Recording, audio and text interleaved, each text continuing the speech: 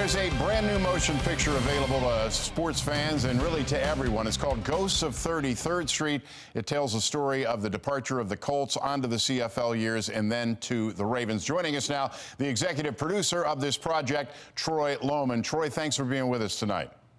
Thanks for having me, Bruce. I appreciate it. Now, and you don't make any bones about it, you're a Washington guy, but so you saw this from a bit of a distance, but the story needed to be told, it needed to be knitted together. What was your inspiration here?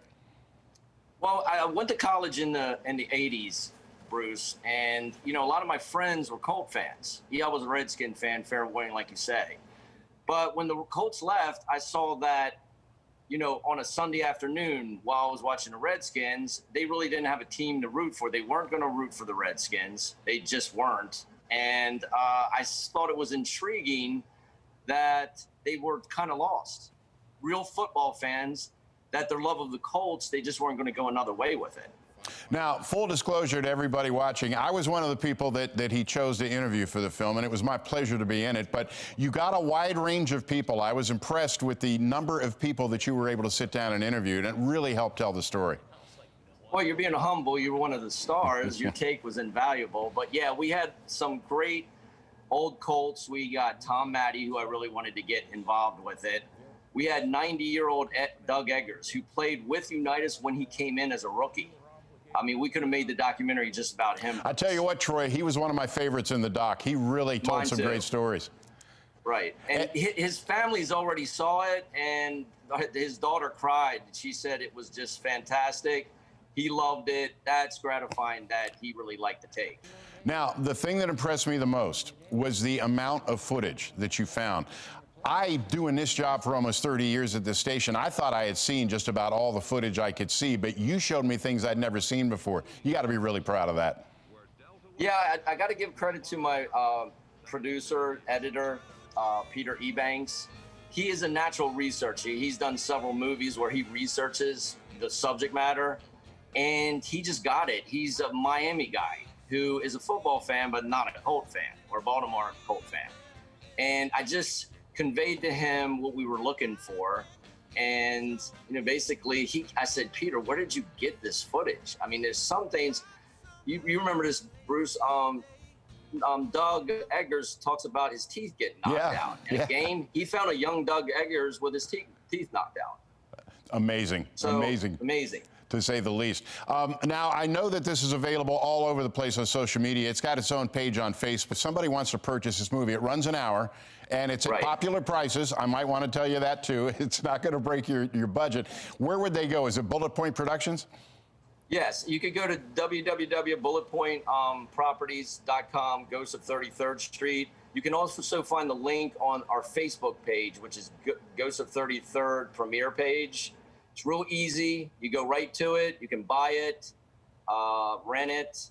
Everybody who's watched it so far has just given us rave reviews. I think we hit a nerve with older Colt fans. But what I really want to do, Bruce, is I want to expand it out to Raven fans now. That might be 2020, 2025, 30 years old, that can see their lineage, that they have a proud football history here. Well, you certainly accomplished that with that. And I have one more question for you. How much fun was this? It was a lot of fun. I mean, I'm a football fan by nature. I mean, just listen to some of Matty and Edgar's stories about Donovan and Super Bowl III. I would have done it for free. So, but there's a lot of emotion. Bruce, you've seen it. Oh, yeah. From the mayors down to the everyday fans, people really just wanted to talk. I think it was cathartic for a lot of people. And that gave me a lot of gratification that people could finally talk. And I think we give some people closure on it by doing the whole story like this. Well, I think that's a very good point. Troy Lowman, excellent work. Ghosts of 33rd is the name of the movie. Congratulations on getting it finished, and congratulations on it being as good as it is. Thanks, Troy. Bruce, thanks for all your help. You were invaluable in the whole situation, and you were great in it. My pleasure. Have a great night. We'll talk to you soon. Thanks, Bruce. All right. I'm looking forward to seeing that. Now, we all know the Ravens can't win or lose the Super Bowl in Week 3. We don't even know if they will reach it this season. Just look at last season, the Titans' playoff loss. But we can look at odds and past trends between the Chiefs and Ravens the last 2 seasons. They are 2 of the best teams in the AFC, best offenses, no doubt, with 2 of the best kickers. The Ravens have a better defense. Makes you wonder, is the road to the Super Bowl in the AFC through the Chiefs? If so, can the Ravens get past the Chiefs? Under Lamar Jackson, they're 0-2. Can Monday be the night, or could this be a white whale situation? It's definitely a team that we know we need to beat, and if we want to be champions, this is one of those teams that you have to get past, and you have to play your best ball. And I think we all understand that we can't afford to make mistakes. We have to be at our best, and anything less, will come up with the results we had in the past.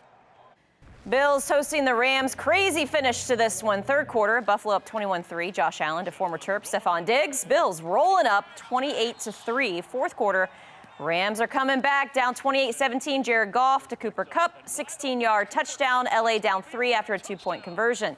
Under 5 minutes, Darrell Henderson had 114 yards, and that's touchdown. LA erases a 25-point deficit to lead 32-28. 25 seconds left, 4th and 9 for Buffalo. Pass incomplete, but there's a flag. Rams call for pass interference. First play after the penalty, it's Allen to Dawson Knox for his 4th passing TD of the game. Bills avoid a major collapse to improve to 3-0, 35-32, the final. Falcons hosting the Bears. Julio Jones out with a hamstring injury. First quarter, Matt Ryan to former Raven Hayden Hurst for the 1-yard score. His only catch of the day, a touchdown, 7-0 Falcons. Third quarter, lane up 23-10. Mitchell Trubisky picked off. That was the last straw for head coach Matt Nagy. Trubisky benched for Super Bowl MVP Nick Foles. Fourth quarter, under 7 minutes, Bears down 16. Foles to Jimmy Graham, Chicago down 10. Under 5 minutes, Allen Robinson. Monster game, makes the catch, then refuses to go down. 10 catches for 123 yards and that touchdown. Bears cut it to 3. 2 minutes left. The Falcons blew a 19-point halftime lead to Dallas last week. And Foles to Anthony Miller. Nick Foles leads the Bears to a 16-point fourth quarter comeback. Back-to-back devastating losses for the Falcons. Bears win it 30-26. Titans and the Vikings up in Minnesota. Third quarter, Vikings up 5. Kirk Cousins, the rookie receiver Justin Jefferson, the LSU product, with a breakout game. 7 catches, 175 yards. That touchdown from 71, 24-12 Minnesota. Tennessee battles back. Derrick Henry, 119 yards, 2 scores. Titans up 25-24. Fourth quarter, Cousins to Kyle Rudolph. Sensational catch in the back of the end zone. Vikings on top 30-25. Under 2 minutes. Titans down 2. Steven Gostkowski from 55 yards in the lead. No doubt about it. Tennessee comes back to beat Minnesota. 31-30, the final. And coming up next, your Twitter responses, plus one of the greatest layups you'll ever see. Find out if it takes our #1 spot when we come back.